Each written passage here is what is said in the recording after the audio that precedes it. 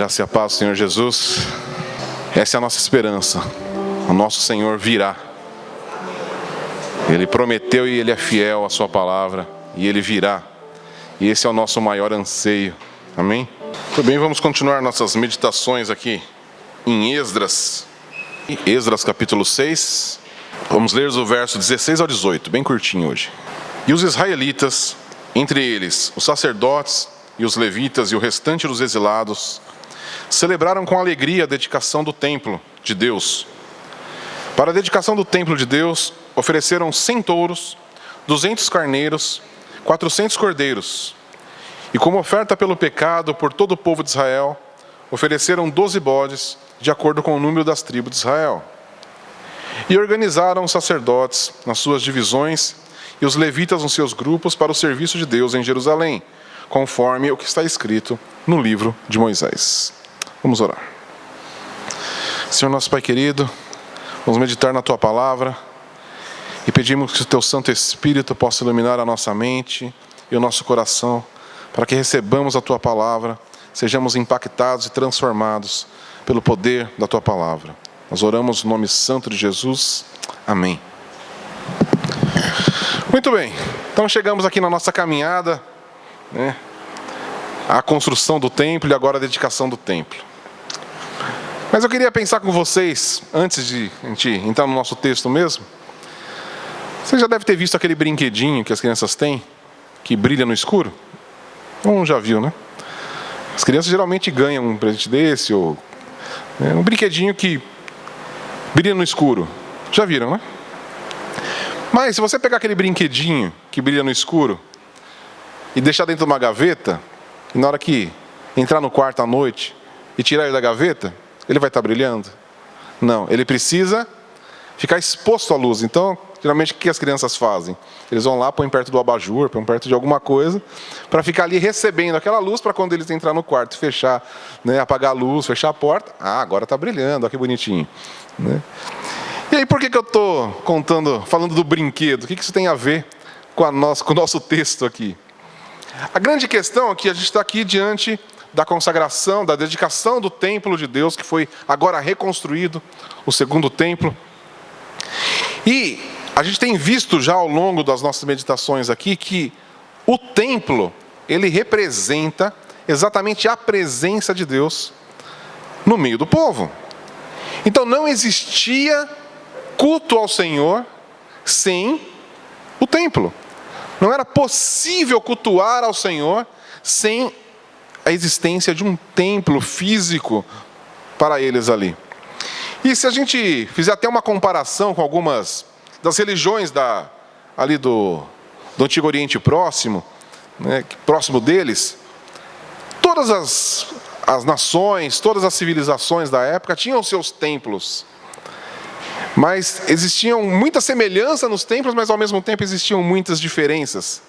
E uma das principais diferenças que nós podemos encontrar entre o templo dos judeus, o templo hebraico, e o templo dos outros povos, é que existia apenas um templo. Todas as outras civilizações tinham várias divindades, eles eram politeístas. Então tinha o Deus tal, então vamos construir um templo para esse Deus. Mas nós temos outro Deus também, então mais um templo. E quando nós chegamos aqui no povo de Israel, existia um templo. Por quê? Porque existe um Deus. E outra coisa que também é muito significativa é que dentro de todos os templos você encontrava a imagem do Deus que era adorado. E quando se nós entrássemos dentro desse templo, nós não ia encontrar imagem alguma, porque o próprio Deus disse que era impossível que o homem fizesse uma imagem dele. Tá? Então nós temos algumas diferenças gritantes aqui.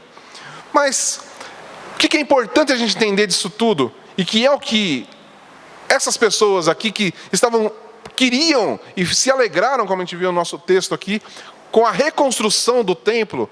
Por quê? Porque eles precisavam estar expostos à presença do Senhor.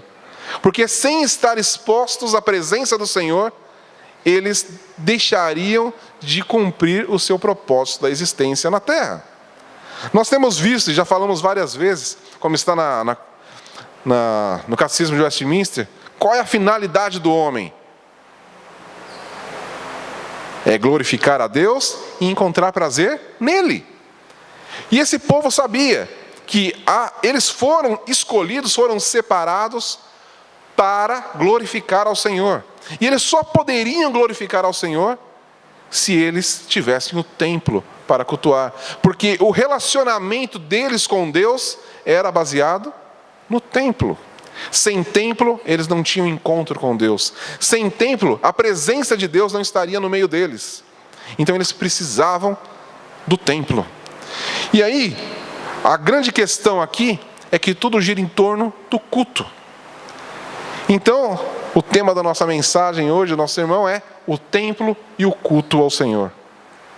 Sem templo não existe culto.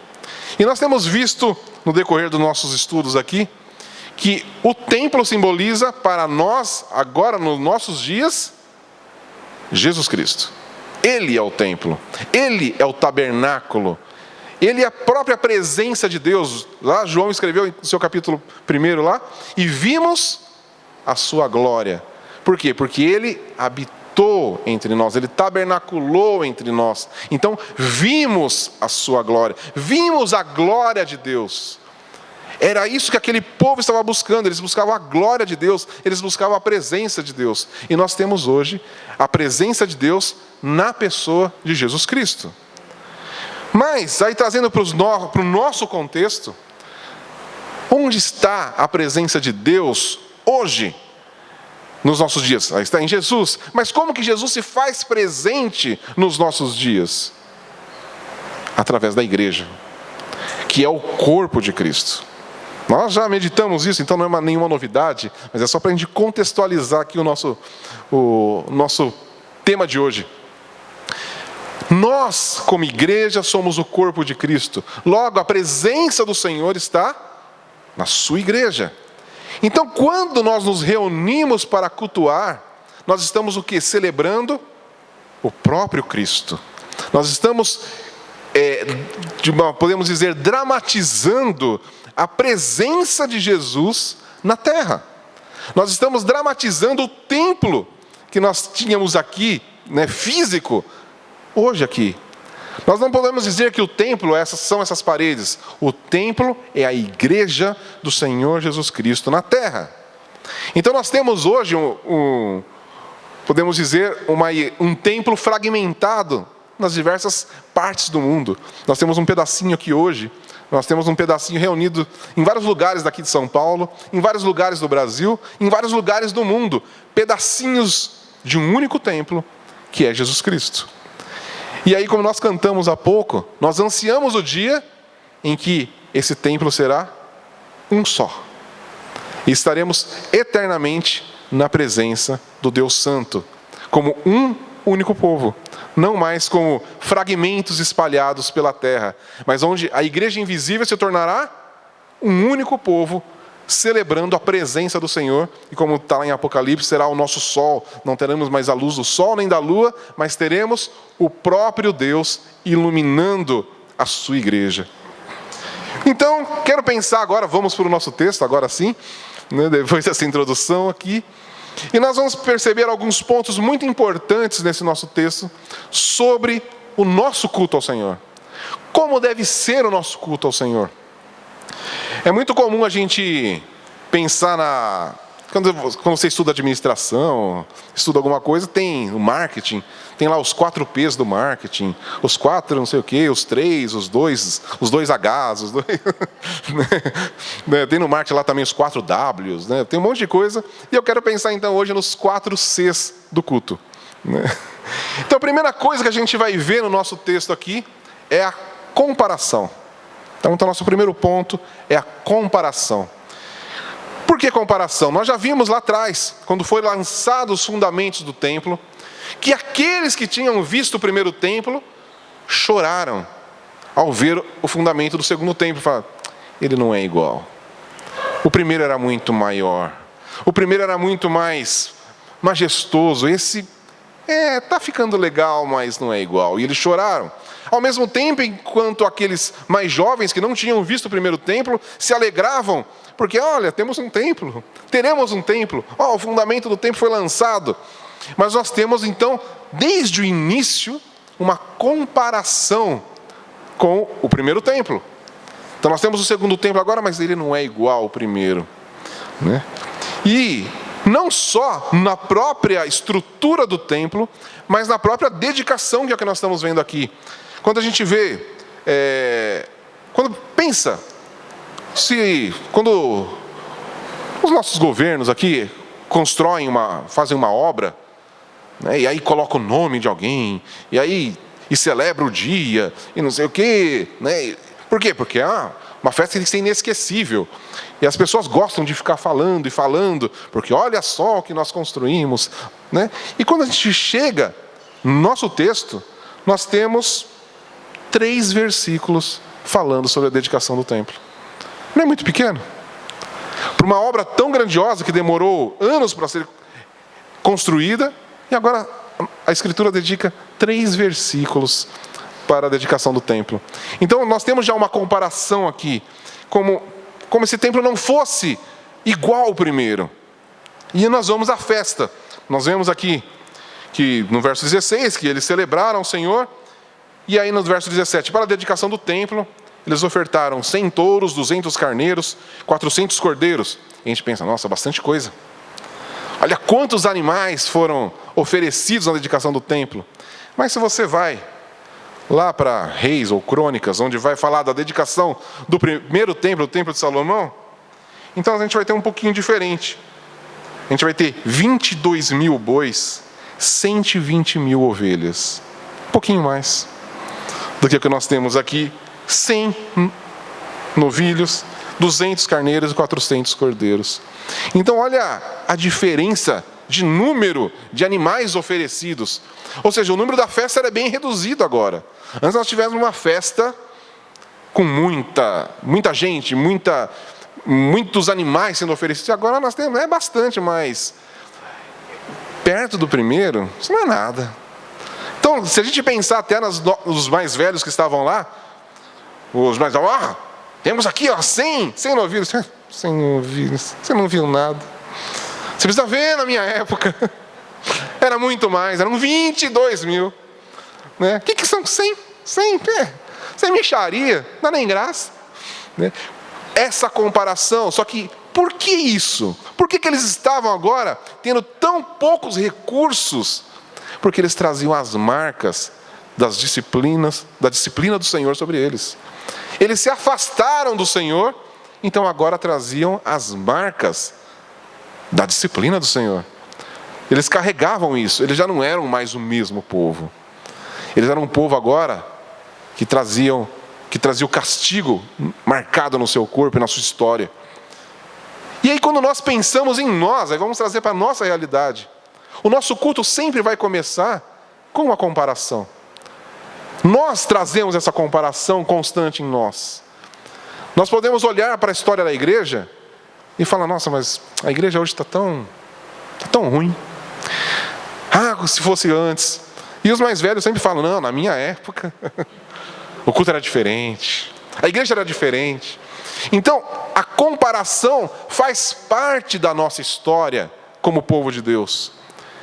Só que o que nós vemos hoje de marcas na igreja é exatamente a disciplina do Senhor sobre o seu povo. Da mesma forma como nós vemos aqui. E essa comparação, ela não é de toda prejudicial. Então nós não temos que falar, não, nós não podemos comparar. Nós podemos comparar. O que nós não podemos é desanimar frente a essa comparação.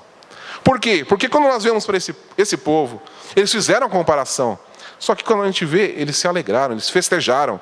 Por quê? Porque eles estavam olhando o que Deus estava fazendo e as promessas de Deus. Quando a gente viu lá que para eles reconstruir o templo, veio a palavra de Ageu, a palavra de Zacarias, e a palavra de Zacarias era mostrando o que esse templo representava no futuro. Mostrava a vinda do Messias. Então, quando eles olhavam para esse templo, ele pode ser menor, a festa pode estar menor, mas o nosso Deus é o mesmo. O nosso Deus não mudou.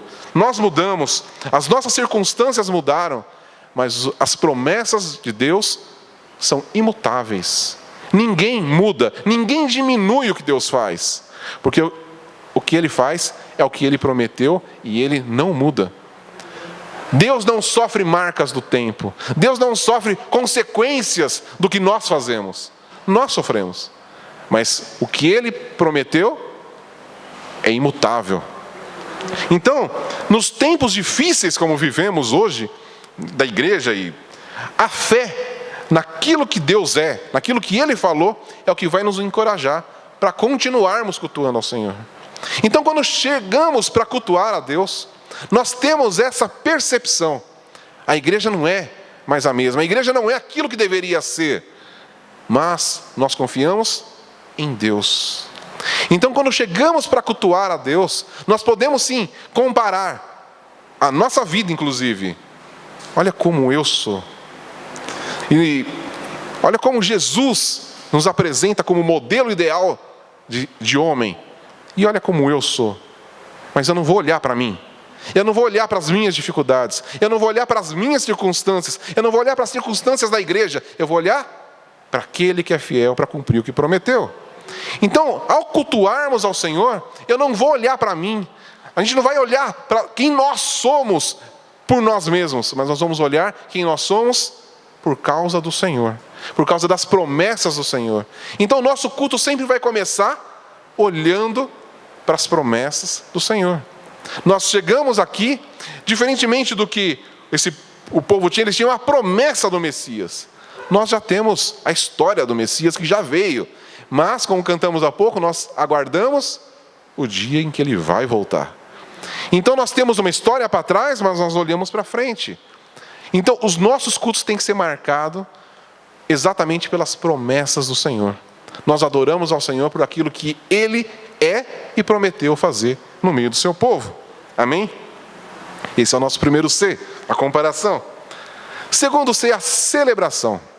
A gente vê aqui no nosso verso 16 que eles celebraram com alegria. Tá? Então, isso é muito importante. E a gente pode imaginar, e para a gente entender o contexto, todos esses animais que foram sacrificados aqui, eles não eram simplesmente sacrificados e toda a carne consumida ali, mas o próprio povo e os sacerdotes, os levitas, comiam parte dessa carne. Por quê? Porque era uma festa, com muita comida. E a gente vê aqui, a música foi restaurada. Então nós temos festa, com comida, com música, com alegria, celebração. Então, quando nós entendemos quem nós somos e quem Deus é, e o que Ele fez, então quando esse povo olhava agora, nós temos um templo reconstruído, nós temos um templo novamente para cultuar a Deus, porque isso significa o quê? Que Deus está no meio do seu povo novamente. Era isso que o templo simbolizava para eles. E quando nos reunimos, qual é a nossa consciência? O Senhor está no nosso meio. O Senhor está presente aqui. Logo, vamos celebrar, vamos festejar, porque o Senhor está no nosso meio. E Ele se fez presente porque Ele quis ser. Não somos nós que invocamos a presença de Deus. Não é nós que fazemos algo para atrair a presença de Deus. Nós não podemos fazer nada. Como, se pegarmos o primeiro ponto da comparação, comparando a gente com Deus, o que nós podemos oferecer para Ele que possa atrair a atenção de Deus? Nada. O próprio Davi fala, lá quando ele está recolhendo as coisas para a construção, ele fala: quem é o teu povo? O que nós podemos te dar? Nós não podemos te dar nada, porque tudo pertence a ti. Então essa é uma constatação que nós temos no culto. O que nós temos aqui para oferecer ao Senhor? As nossas canções? Como se Deus precisasse das nossas canções? Deus precisa das nossas orações? Deus precisa que a gente levante as nossas mãos? Deus precisa das nossas emoções, das nossas contrições? Não, Ele não precisa disso, Ele é o Deus soberano. A eternidade pertence ao Senhor. A Trindade vivia em harmonia perfeita, em alegria perfeita durante toda a eternidade, antes da gente existir. Mas o Senhor decidiu nos criar e decidiu se fazer presente no nosso meio, decidiu se relacionar com a gente. Então, quando nós estamos juntos, e como somos chamados o corpo de Cristo, Deus nos deu o privilégio de sermos chamados o corpo de Cristo. Nós não somos pessoas que simplesmente cultuam um Deus distante. Não, nós somos aqueles que agora fazem parte. São os filhos de Deus. Fazem parte agora, ali, está conectado com a Trindade. Porque se Jesus é Deus e pertence à Trindade, nós somos o corpo, é Deus nos falando, agora vocês pertencem a mim. Agora vocês estão conectados comigo. É isso que o culto simboliza. Quando nós nos reunimos para adorar ao Senhor, nós temos que vir com essa consciência. Eu estou me conectando com Deus. Nós reunidos aqui, isso simboliza o corpo de Cristo. Então Deus se faz presente porque estamos reunidos. E o que nós fazemos diante de um Deus que decidiu se relacionar com a gente? A gente vai celebrar, a gente vai festejar, a gente vai se alegrar na presença de Deus. Então um ponto muito importante nos nossos cultos é a alegria. Eu já vi muito culto que acontece, que as pessoas saem abatidas. E quando eu vejo uma cena dessa, eu falo, tem alguma coisa errada. Como que alguém chega na presença do Senhor, para cultuar ao Senhor, e sai de lá chateado? Você já foi numa festa e saiu da festa chateado porque tinha muita comida, tinha muita alegria? Alguém já foi numa festa? Essa festa estava muito animada, não gostei. Alguém? Você vai sair chateado numa festa se a festa for ruim. Mas, se estamos na presença de Deus, não existe como ser ruim. E não existe como chegar na presença de Deus e se entristecer na presença de Deus. Concorda que é uma coisa totalmente contrária ao que Deus é? Todos os relatos que nós temos nas Escrituras, quando alguém tem um encontro com Deus, ele pode sim ser impactado por causa do pecado, porque nós somos pecadores, a gente vai ver até isso aqui um pouco para frente, mas sempre sai da presença de Deus restaurado, porque é isso que Deus faz com a gente. Então, se nós chegamos para cultuar ao Senhor e saímos chateados, tem alguma coisa errada no nosso culto. O culto é para a gente se alegrar no Senhor. Nós temos que, quando encerrarmos a nossa reunião aqui, nós saímos felizes. Foi bom. E a gente já sai esperando a próxima. Como que nós chamamos os nossos cultos? Cultos de celebração. Não é culto de chateação. Não é culto de tristeza. Não é culto de ficar cabisbaixo. Não, o culto é para encontrarmos alegria no Senhor. É para celebrarmos a obra do Senhor na nossa vida. Quando nós olhamos quem somos, olha quem é esse povo. Somos pecadores, trazemos as marcas da disciplina do Senhor, mas o Senhor fala, agora vocês estão aqui e são o meu povo. Vocês pertencem a mim. E eu vou cuidar de vocês até o último dia. E vocês vão morar comigo eternamente. A gente vai fazer o que? Senhor, poxa, não, eu vou me alegrar. Quando nós olhamos para o dia da volta do Senhor, nós nos alegramos com isso. Nós imaginamos o céu se abrindo e Jesus vindo entre as nuvens falando, esse é o meu Senhor. Então nós, quando nos reunimos, nós olhamos para aquilo que Cristo fez e olhamos para aquilo que Ele vai fazer e nos alegramos. Falamos, eu sou o povo de Deus, eu pertenço ao povo de Deus, eu estou aqui reunido com os meus irmãos e cantamos e olhamos para o lado e vemos quem? Pessoas que compartilham da mesma fé, pessoas que são como nós, pecadores restaurados, pecadores que foram redimidos no sangue precioso de Jesus Cristo, e aí nós nos alegramos. Então, vamos sempre nos alegrar na presença do Senhor. Jesus entregou a sua vida por nós, para que a gente possa se alegrar. Eu sempre penso nisso quando a gente participa da ceia do Senhor. A ceia é um momento que ela gera em nós uma certa sensibilidade, porque ele é um memorial do sacrifício de Jesus na cruz.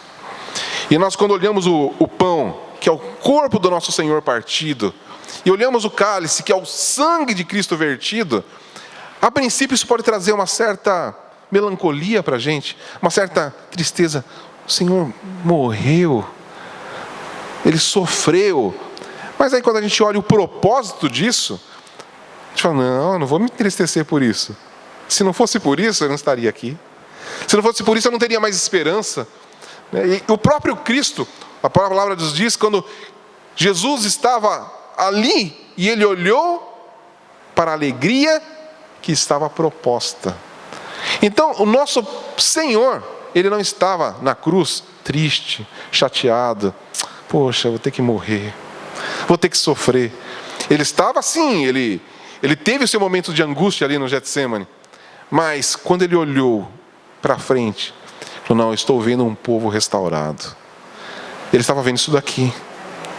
Quando Ele estava caminhando para o Calvário, Ele estava vendo isso.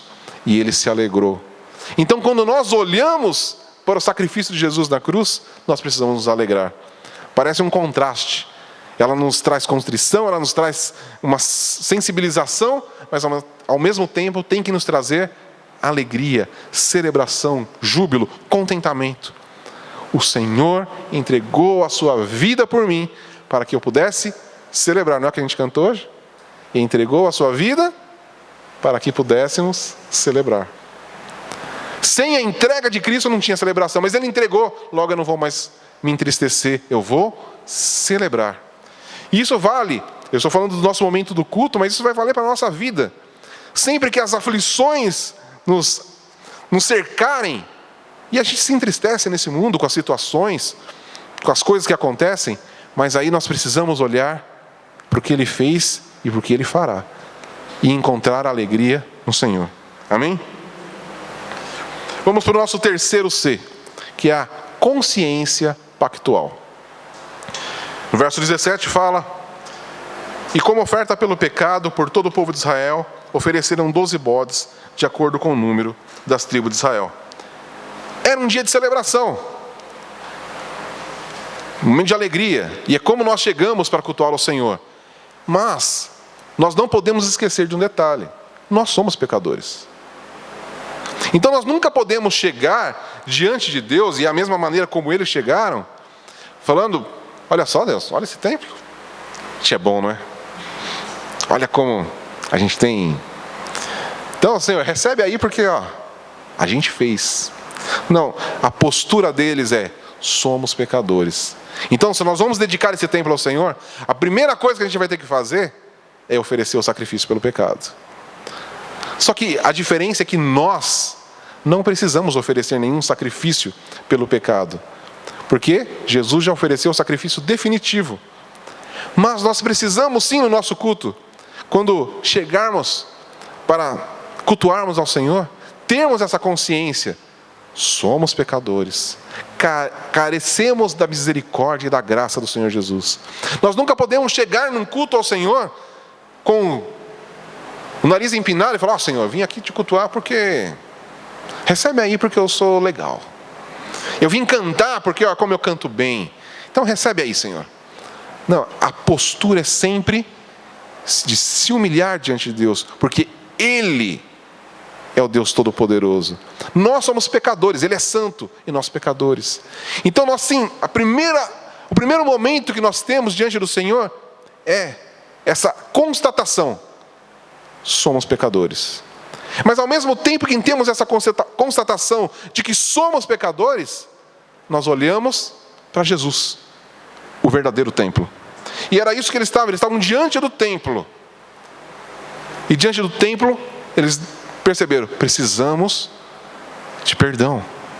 E eles ofereceram os sacrifícios dos 12 bodes, como a própria palavra do Senhor instruía. E ao fazer isso, agora sim podemos celebrar, porque agora o pecado foi levado. Então essa consciência do pacto de Cristo tem que mudar também o nosso culto. O nosso culto, se não tiver a consciência do nosso pecado e da obra de Jesus, não é um culto verdadeiro. Se no nosso culto a cruz não for citada, se Jesus e a obra de Cristo não for citada, tem um problema no nosso culto. Porque nós não teremos consciência desse pacto. Então, sem Jesus e sem cruz, não existe culto. Vai ter uma reunião de qualquer coisa, para discutir a Bíblia, mas não é um culto ao Senhor.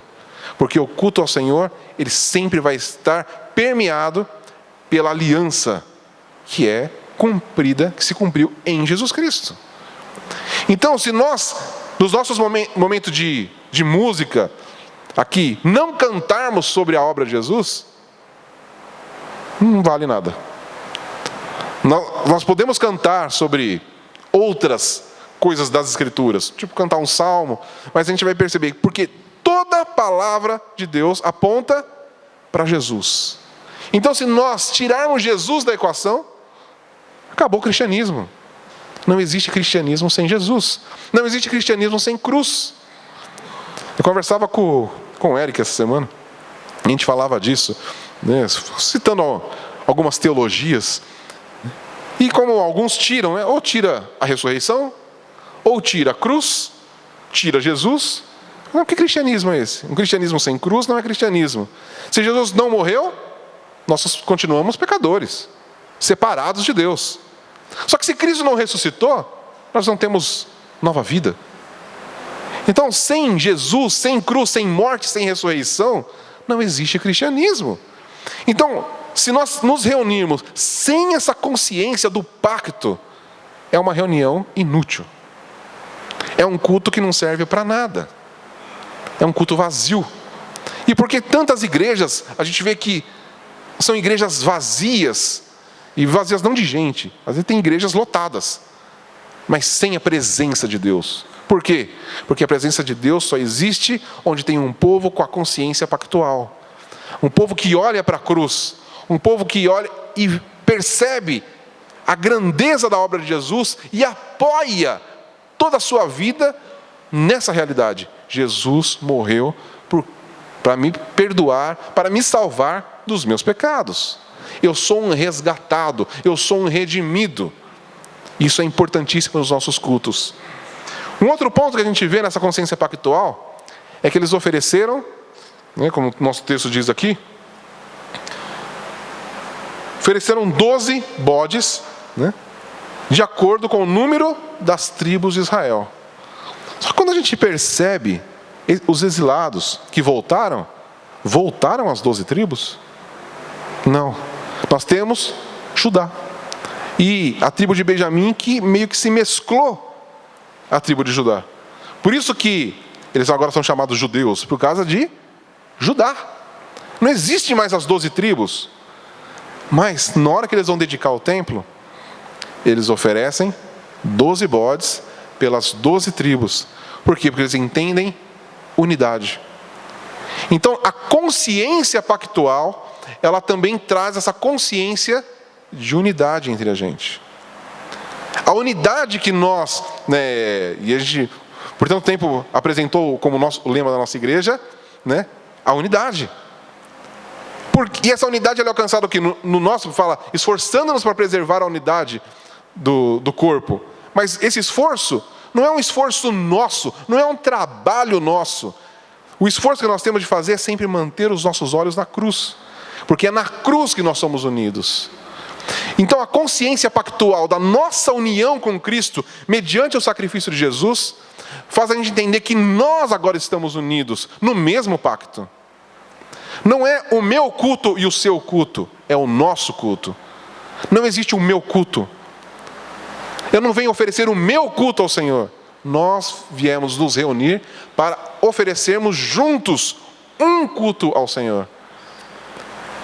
E aí quando nós entendemos isso de uma maneira ainda mais ampla, eu falei de várias igrejas que estão reunidas hoje ao mesmo tempo que a gente, cultuando ao Senhor em diversos lugares do mundo. Quando a gente entende isso, essas igrejas não são outras igrejas. É um povo. A gente pode nem conhecer eles. A gente não fala a mesma língua. A gente não tem a mesma cultura. Mas é um povo que um dia, sim, estará reunido no mesmo templo, adorando o único Senhor. E essa consciência é muito importante para a gente. Se a gente quiser viver uma vida de unidade da igreja, tudo começa no nosso culto. O nosso culto em unidade. Não adianta a gente querer, e eu vejo pessoas que querem, não, a gente precisa estar mais unido, a gente precisa, mas tudo começa aqui. Se a gente tiver uma união fora daqui, é uma amizade. Não é a unidade no corpo. Porque a unidade no corpo sempre começa aqui. E daqui ela se expande para fora. Então não adianta a gente tentar forçar, né, uma unidade fora do culto.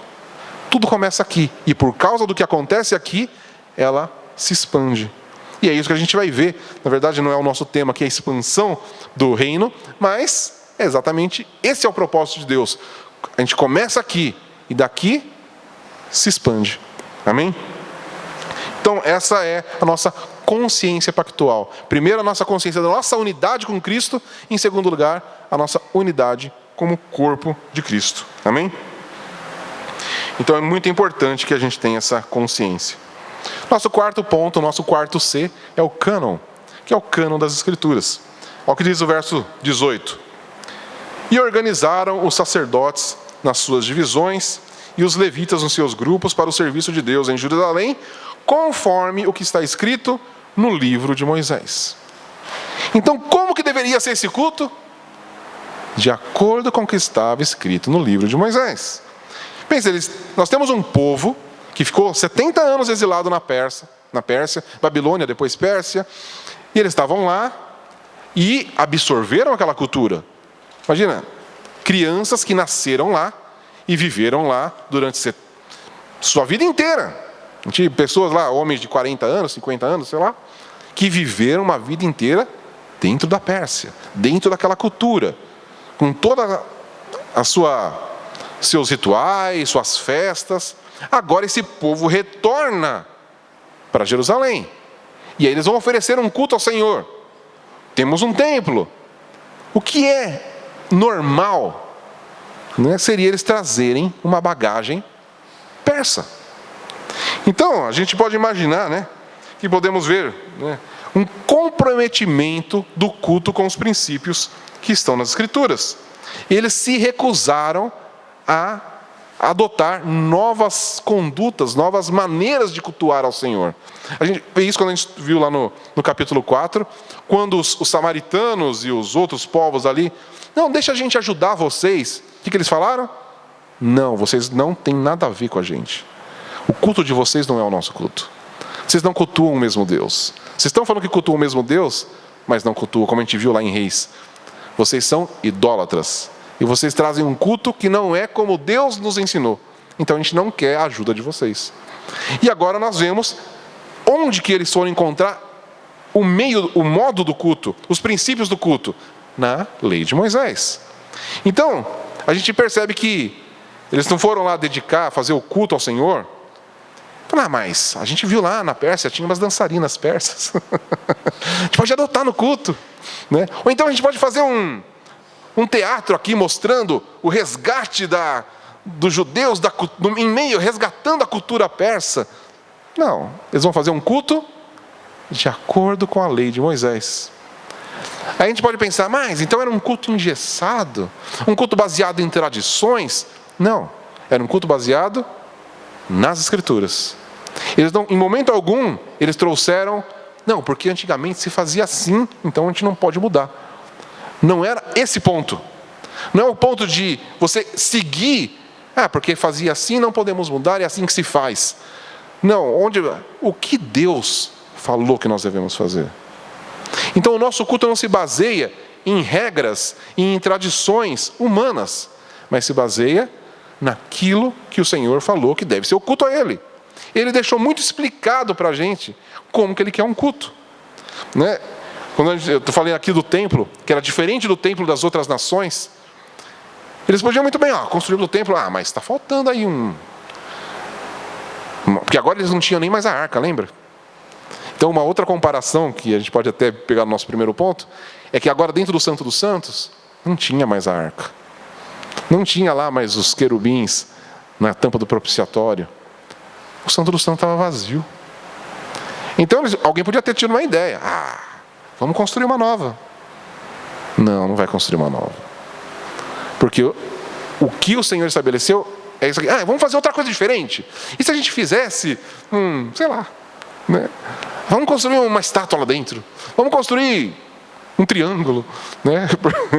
Porque a arca era quadrada, vamos fazer inovar. Um triângulo é mais moderno, né? Não, porque o Senhor não nos ensinou assim. Vamos fazer aquilo que o Senhor deixou claro na sua Escritura, como Ele quer receber o nosso culto. Porque o culto é para Ele. Percebe? Não somos nós que decidimos como nós queremos cultuar ao Senhor. É Ele que nos ensina como nós devemos cultuar ao Senhor. É Ele que fala como Ele quer o culto. Então, nós também podemos entender, o nosso culto ele é dinâmico. Ele não é um culto engessado, mas ele é dentro dos moldes que o próprio Senhor nos ensinou. E aí, claro, existe uma coisa que é importante a gente entender, que são as nossas circunstâncias de culto. Olha o que diz lá a Confissão de Westminster. Há algumas circunstâncias quanto ao culto a Deus e ao governo da igreja, comum às ações e sociedades humanas, as quais têm de ser ordenadas pela luz da natureza e pela prudência cristã, segundo as regras gerais da palavra, que sempre devem ser observadas. Então vamos entender um pouquinho disso aqui. As Escrituras nos falam qual tem que ser o horário do culto? Não. Fala se o culto tem que ser de manhã, de tarde, de noite. Fala isso? Não.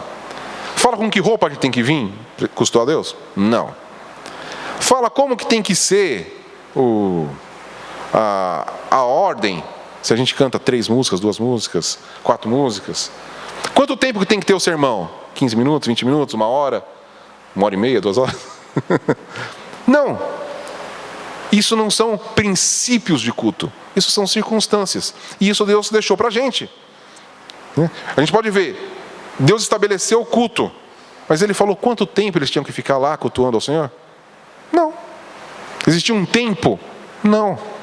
Existia a roupa dos sacerdotes, porque tem um outro significado ali, a roupa dos sacerdotes. Mas o povo que ia cultuar, fala que roupa que eles estavam? Não. Fala que tipo de música que eles cantavam?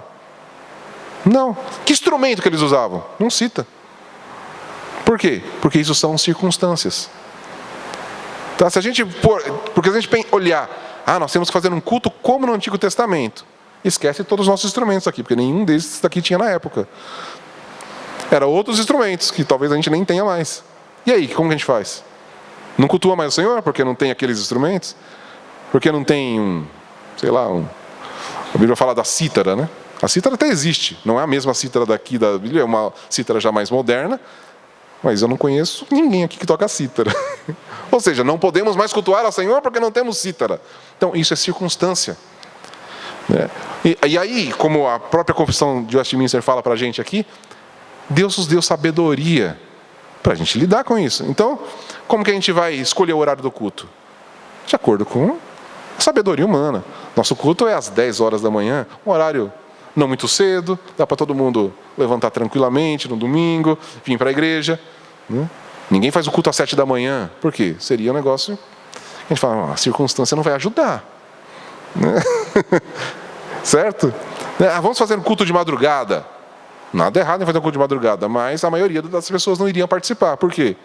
É complicado você ficar andando de madrugada na cidade de São Paulo. Quem depende de transporte público, impossível. Não é?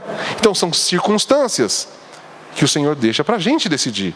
Mas uma coisa Ele não abre mão. Algumas coisas nós temos que ter no culto e outras coisas nós não devemos ter no culto. Então nós temos que observar aquilo que o Senhor nos fala. Mais uma vez a Confissão de Westminster, lá na pergunta 21, no artigo 21. A luz da natureza mostra que há um Deus que tem domínio e soberania sobre tudo, que é bom e faz bem a todos, e que, portanto, deve ser temido, amado, louvado, invocado, crido, servido de todo o coração, de toda a alma, de toda a força. Mas o modo aceitável de adorar o verdadeiro Deus é instituído por Ele mesmo e tão limitado pela sua vontade revelada, que não deve ser adorado segundo as imaginações e invenções dos homens ou sugestões de Satanás, nem sob qualquer representação visível ou qualquer outro modo não prescrito nas Sagradas Escrituras. Então nós temos liberdade para cultuarmos ao Senhor no horário que a gente quiser, com a roupa que a gente quiser, mas vai ter sabedoria, né? O Senhor não me proíbe de vir cultuar ao Senhor de chinelo, sunga, né? Está escrito nas Escrituras, mas acho que a sabedoria que o Senhor nos dá vai nos impedir de fazer uma coisa dessas. Certo? Imagina eu aqui pregando de sunga. Não ia dar certo. Então, a palavra não precisa me dizer isso. Ele nos dá sabedoria. Mas existem certas coisas, como a confissão fala aqui, que a nossa imaginação não pode reger. Não, mas e se nós fizéssemos um negócio assim? Vai ser legal, vai ser... a Bíblia fala sobre fazer isso? Não.